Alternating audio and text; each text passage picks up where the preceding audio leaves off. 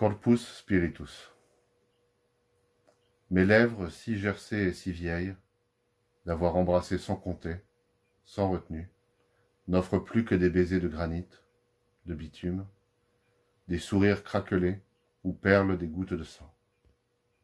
Un souffle proche du soufre et du mauvais tabac à pipe, l'haleine de la malbouffe, du plomb et du soda.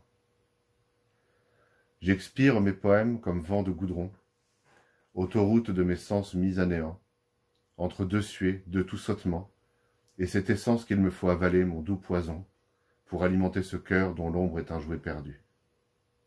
Les pas jadis fougueux, désormais jambes de canne. Les mains douloureuses et écornées, à la tâche, de relever les corps, de caresser les plaies, d'essuyer le sang des yeux. Laisser la jeunesse de ma chair pour celle des autres. Me momifier.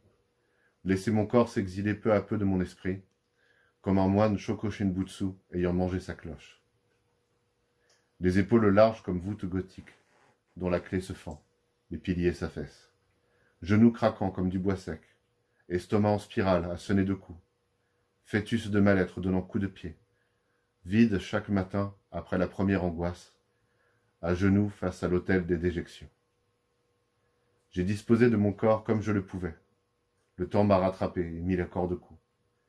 Je revois déjà les aventures, les sprints et les instants de grâce, l'invincibilité, le mordant du caractère, la poigne, l'art de la provocation et du parjure, les passions dévorantes et les colères aculéennes, l'amour inconditionnel de la vie et du prochain, cette impossibilité du mal. Le corps et l'esprit se gangrènent mutuellement, grande partouze métaphysique où le vulgaire se veut de soi. La chair fuit peu à peu le monde. Ne reste plus que des esprits, en lutte dans une même cage, et un cœur à peine assez grand pour une cartouche de fusil.